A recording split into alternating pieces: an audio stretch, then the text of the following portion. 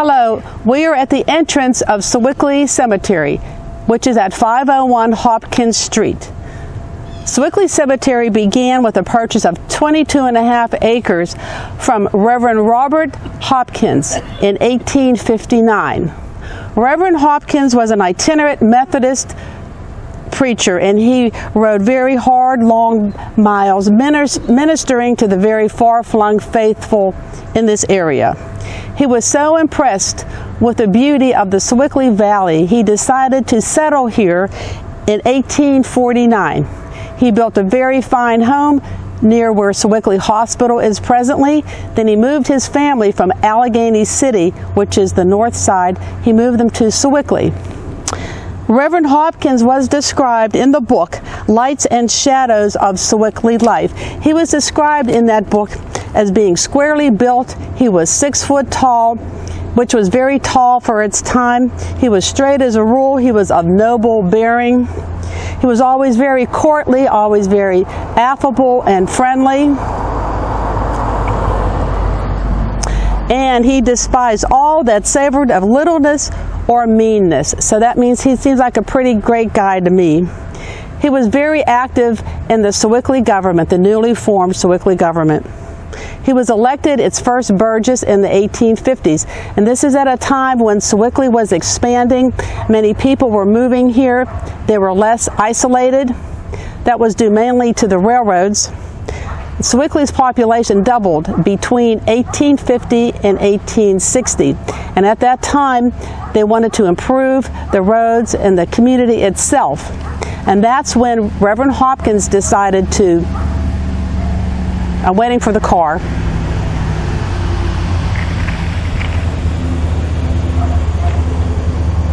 That's when Reverend Hopkins decided to sell his 22.5 acres to the borough of Sewickley for a cemetery, because as we know, all towns need a cemetery of some sort.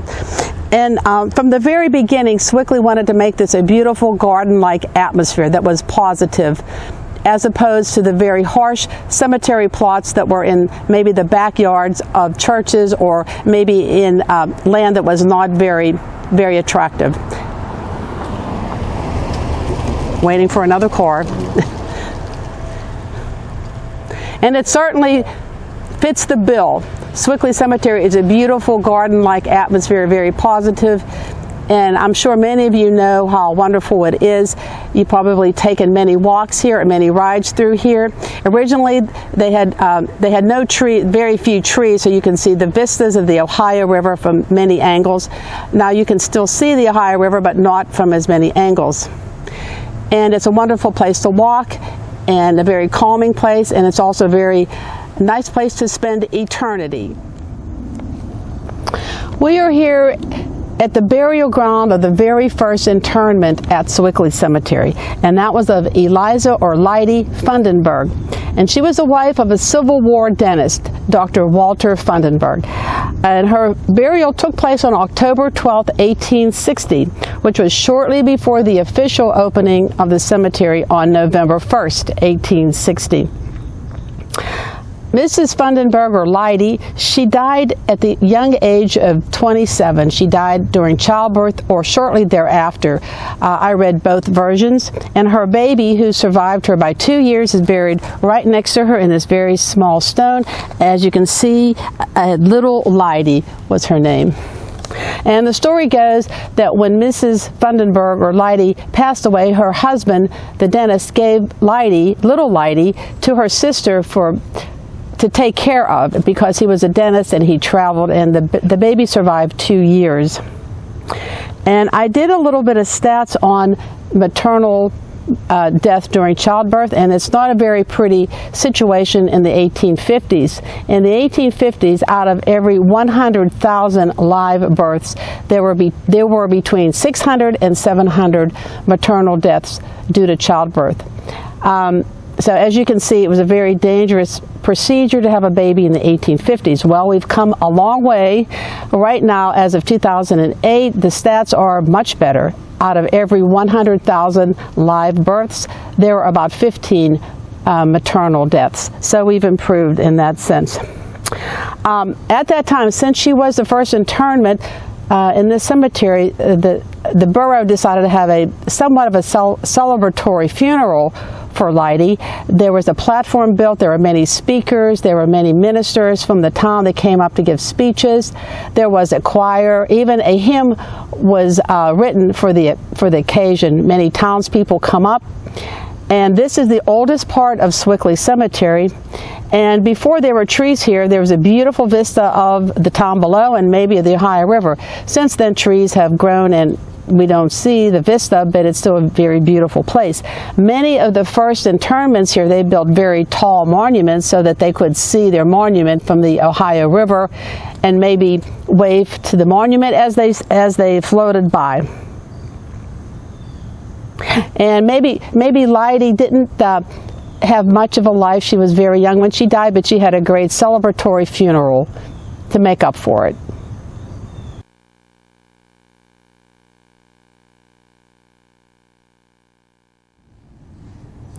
Abraham Lincoln was elected president 5 days after this cemetery opened in November of 1860.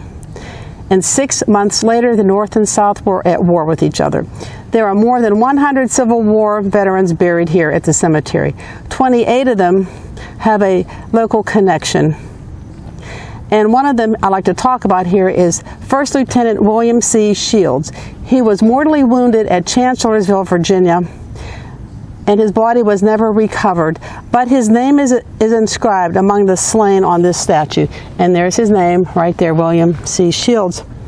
A little background on William C. Shields. He is the great-grandson of Major Daniel Leete, who was the surveyor for George Washington.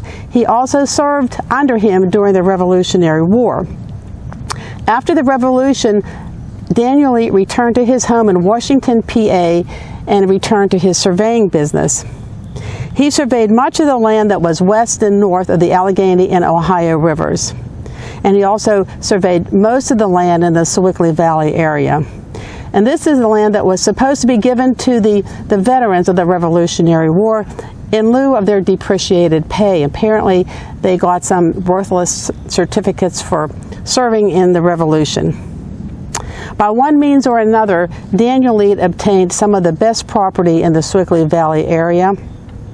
We're not sure how that happened, maybe due to his expertise, or maybe his connections in the surveying business, or maybe he just received many of those worthless certificates himself and wanted to make up for it somehow, but we really don't know.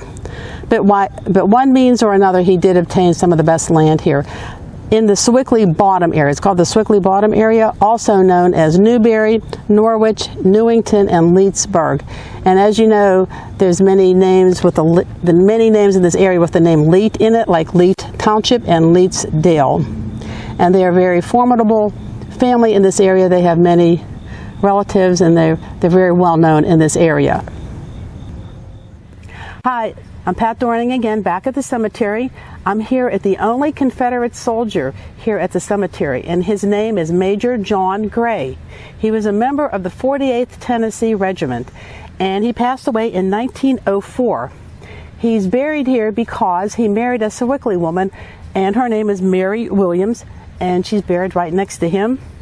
And they're both buried in the Kerr family plot because their daughter came to be Mrs. Severin Kerr, and the only other Kerr that we have here is a baby, 10-month-old baby, Elizabeth McLean Kerr, and who's buried back here, right behind them.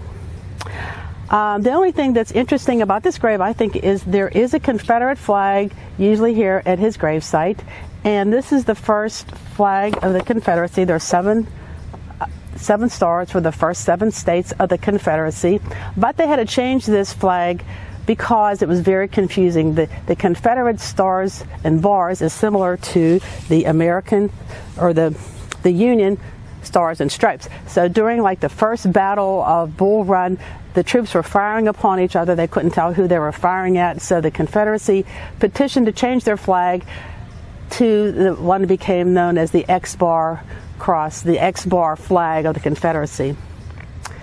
And that was an interesting part of this grave. Thank you.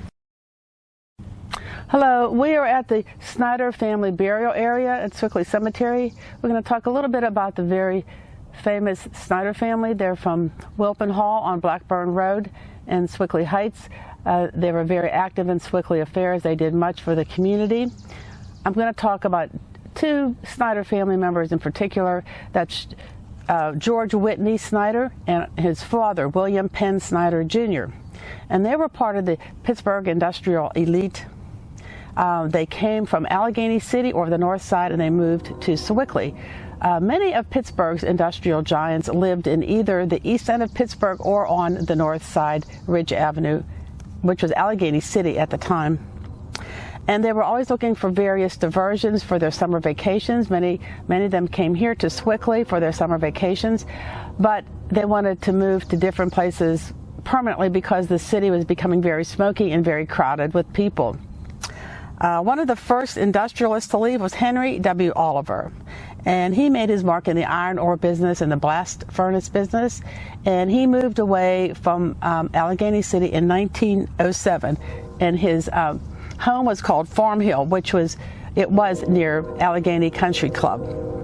And then there was Benjamin Franklin Jones of Jones and Laughlin steel fame, and he moved here to Sewickley from Pittsburgh at about the same time, 1907, and his home was Franklin Farm. And then there was William Penn Snyder Jr. He was a partner of Henry W. Oliver in the iron ore business. And he had passed away in 1921, and it was the same year that his son was born. His son was George Whitney Snyder. It was also the same year that his family moved permanently to Sewickley from the city. George Whitney Snyder, they called him Whitney, he lived all of his life in Wilpenhall on Blackburn Road in Sewickley Heights. He married Jean Bell Snyder, and they had 4 children. Jean Bell's father owned a farm on Camp Meeting Road, and their name lent itself to the name Bell Acres Borough. And also Jean Bell's father had a sprawling farm in Moon Township, and that eventually became Greater Pittsburgh Airport. George Whitney Snyder worked at Crucible Steel and Shenango Steel, and he was very much involved in Sewickley activities.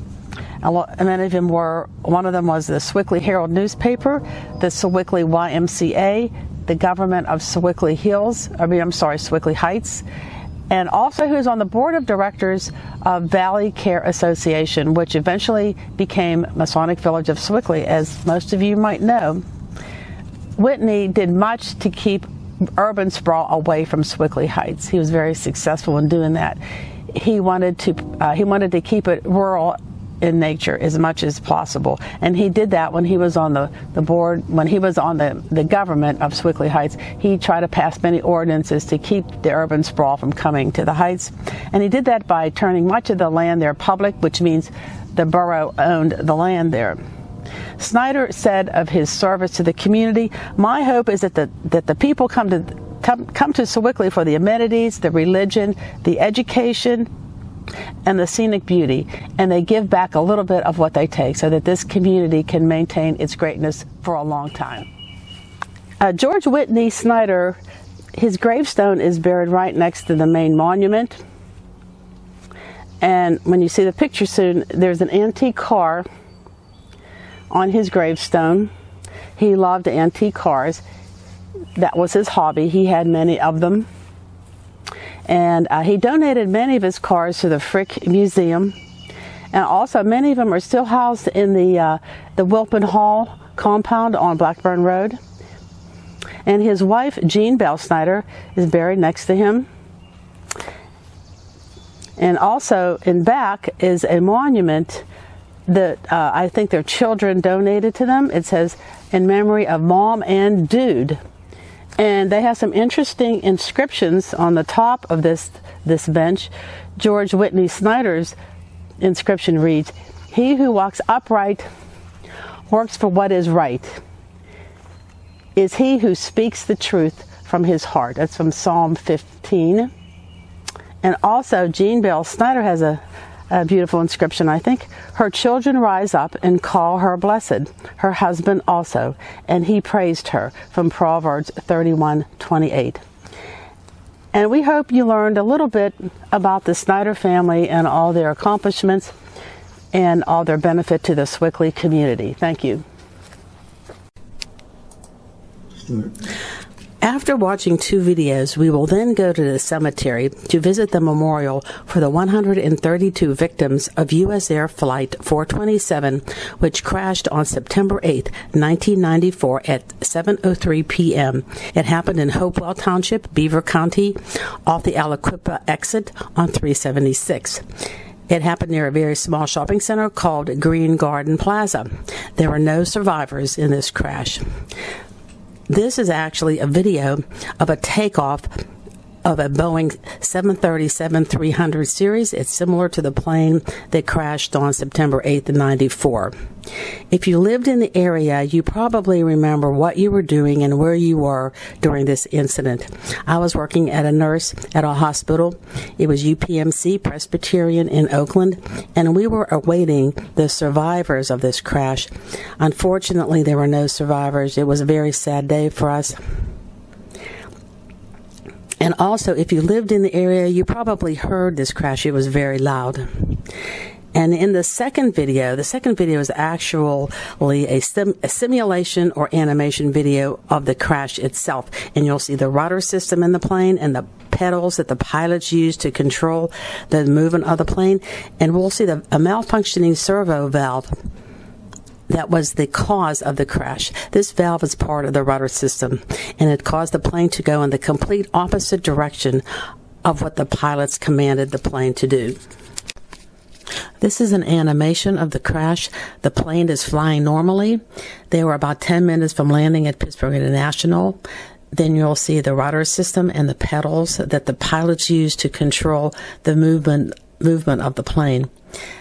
Then you'll see the servo valve that jammed, which caused the plane to go in the complete opposite direction of what the pilots commanded. At 7:02 p.m., the plane started to bank heavily to the left and started to roll uncontrollably.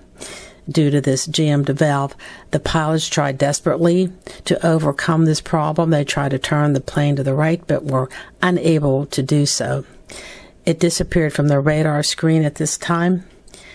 Then at 7:03 p.m., the cockpit alarms were sounding, the wings began to shake, and it crashed at 7:03 p.m., nose facing downward. It exploded upon impact, traveling at 300 miles per hour, killing all 132 passengers and crew members on board. This crash is difficult to look at, as it reminds us how fragile life can be and how we should really enjoy every moment, because it can be taken away in an instant, as it was for members of U.S. Air Flight 427. We are here at the actual memorial for the victims of U.S. Air Flight 427. A little more about the actual flight. It left Chicago's O'Hare International Airport for a first stop at Pittsburgh and due to make a final landing at West Palm Beach, Florida. It was only about 10 minutes from landing at Pittsburgh, and First Officer Chuck Emmett and Captain Peter Germano bantered about the weather. It was a perfect day for flying. The temperature was 73 degrees, the wind 7 miles per hour, visibility good at 15. And Chuck Emmett gave a very calm weather report. Then, as you saw on a simulation video, the Boeing 737-3B7 aircraft started to bank and roll to the left. When a plane banks, its wings dip down to the left, and then it starts to roll over a little bit, so it turns to the left. But when the roll is over 30 degrees, complete control is lost. And as you saw, the plane was rolling over and over, then it went into a sudden dive. The pilots really only had 10 to 20 seconds to recover from this problem, but they were unable to do so because they were at a low altitude, because they were shortly getting ready to land. If they would have been at a higher altitude, it might have made a difference, but we just don't know. It was the deadliest airline crash in Pennsylvania airline history. Parts of the plane and bodies were strewn over the hillside, which encompassed both Hopewell and Raccoon Townships. The National Transportation Safety Board, the NTSB, did an extensive investigation, which took up to 6 to 7 years. And they found the exact cause to be this malfunctioning servo valve that actually jammed. The FAA, or Federal Aviation Administration, issued a mandatory repair order to redesign this valve on all 737s that were in service, which accounted for about 3,400 planes total. And they were all retrofitted with this newly designed servo valve that was, it's part of the rudder system. The rudder system controls a right or left movement to a plane. And since that time, there has been no crash of any 37 involving this particular valve in the rudder system.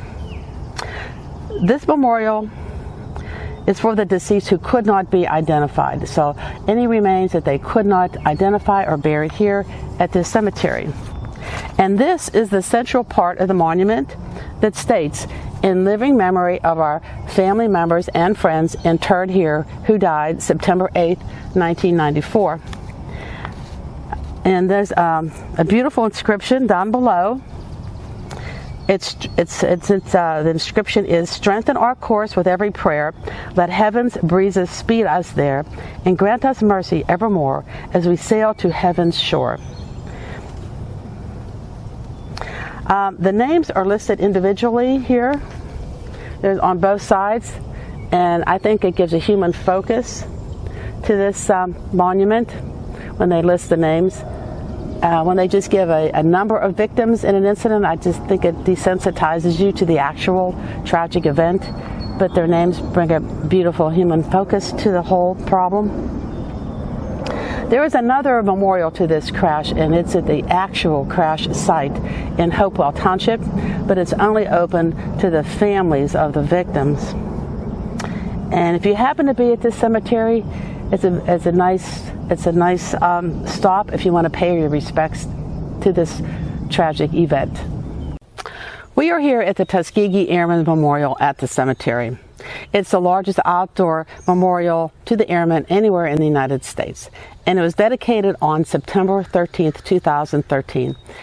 And it commemorates the legacy of approximately 100 Tuskegee Airmen who all hailed from western Pennsylvania. Many of them were from the Pittsburgh area. 13 were from Homewood, 11 from the Hill District, 8 from Sewickley, 6 from Belts Hoover, and 3 from the North Side. They were the first black aerial combat fighter pilots in the U.S. They were a very well-trained elite corps of pilots, navigators, bombardiers, instructors, and also included support personnel like mechanics and nurses and cooks, etc. They overcame enormous prejudice and discrimination to help defeat the Nazis during World War II. During this time, black soldiers were actually discouraged from even enlisting, and whenever they did enlist, they were segregated, and they were refused service and seats in restaurants and in trains, all this while they were preparing to go to war. Very few people at that time thought that black people had the ambition or the intelligence or even the patriotism to become a fighter pilot. Well, the Tuskegees proved them all wrong. The Tuskegee Institute in Alabama trained over 1,000 pilots during 1941 and 1946, and they came to be very well respected by their fellow airmen for all their skills. They completed over 1,500 missions and earned numerous honors, including 150 Distinguished Flying Crosses, 14 Bronze Stars, 744 Air Medals, and 8 Purple Hearts. They were initially designed to be involved in escort duties only because they were not allowed to be combat pilots. Black people were not allowed to be combat pilots at the beginning of the war, but they quickly changed their mind when they saw how skilled they were. The powers that be quickly changed their mind when they saw how skilled they were, and many many bomber groups during that time were very happy to have be escorted by the Tuskegees because they were so skilled. And as a matter of fact, during the 2013 dedication to this memorial, many of those men showed up and said that they owe their lives to the Tuskegees because they were so skilled in navigating their way through enemy territory. The Tuskegees had one of the lowest loss records of any escort fighter group.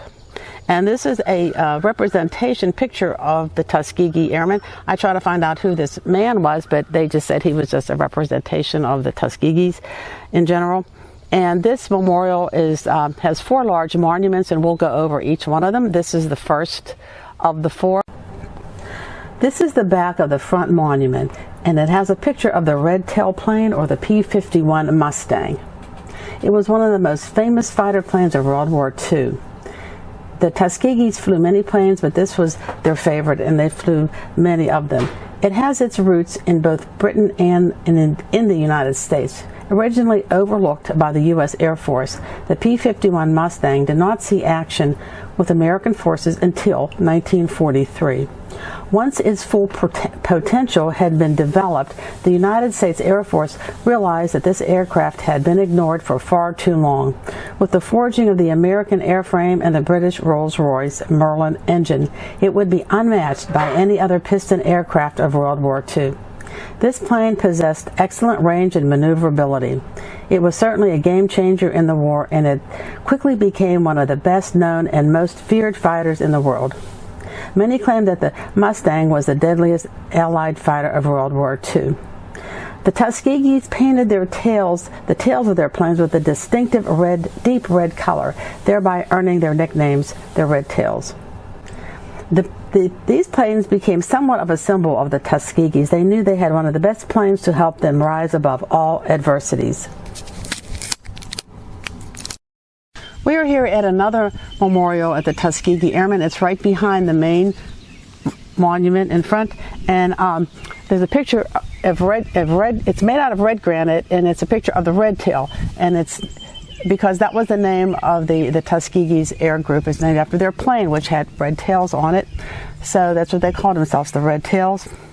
And there's an inscription here that's very nice. It's written by Lieutenant Colonel William Hallerman, and he was a member of the Tuskegees. He was part of the 332nd Fighter Group. And this is his inscription. It said, "We helped African American people raise their heads and say, 'I can do it. America is not perfect, but I'll hold her hand until she gets well.'" And also in the bottom, there's a little description about the history of the airmen. And it goes on to say that they were subjected to many Jim Crow laws through the years. And the military itself was segregated at the time. And there were legal and social prejudices that prevented the airmen from actually flying combat initially when the war started, but that changed when they found out how talented they were with flying. And despite their adversities, the airmen flew with distinction. And in 2007, 350 of the airmen and their widows received Congressional Gold Medals. And Western Pennsylvania, I'm very proud to say, represented the largest contingent of Tuskegee Airmen in the country. And beside this stone are the two black granite stones with all the names of the Western Pennsylvania Tuskegee Airmen. Beautiful stones. There is one woman's name on it, but I counted about 95 members totally on it. But it's nice that they're listed individually. I'm at the graveside of 2nd Lieutenant Mitchell Higginbotham. He is a Sewickley native, and he was one of many Tuskegee Airmen who gained a lot of accolades for their bravery and their flying skills during World War II. He was initially a member of the bomber squadron, but then he worked himself up to be a fighter pilot. He is the only Tuskegee Airman to be buried here at the memorial. It was his wish to be interred here. He thought so much of his Tuskegee experience. He was actively involved in the civil rights movement at the time. He was one of 100 black servicemen and officers who tried to enter a white-only officers' club. And this was called the Freeman Field Mutiny. The Freeman Field was a training ground for the Tuskegees. And this mutiny resulted in 162 separate arrests of the Tuskegees, and many of the black officers were arrested twice. But the Air Force eventually vindicated the actions of the Tuskegees. They removed all the letters of reprimand from their files, and also they set aside the court-martials that they were planning to initiate. This incident is generally regarded as a defining moment in civil rights history of the United States, because, as you know, the armed forces were not integrated during World War II. This Freeman Field Mutiny happened in 1945, and then in 1948, President Truman issued an executive order integrating the armed forces. A little bit of the history of Mitchell Higginbotham after the war. He joined the U.S. Army Air Force Reserve for a while. And then he was a member of the Urban League. He worked for the Urban League of Pittsburgh. And then he worked for the Greater Pittsburgh Airport in scheduling. And then he relocated to Los Angeles, where he was a probation officer for 30 years for Los Angeles County.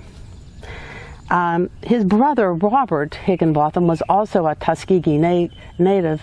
Was a Tuskegee Airman, and he relocated to California. That's why Mitchell went there. In his retirement, Mitchell spoke to a lot of the youth in the area. He went to many schools to talk about his Tuskegee experience. And also, he was a consultant on the movie Red Tails. It was a 2012 movie about the Tuskegees. And we're very proud of Mitchell Higginbotham, his brother Robert, and all the other Western Pennsylvania Tuskegees for all their accomplishments and all that they did for the civil rights movement and for the United States. Thank you.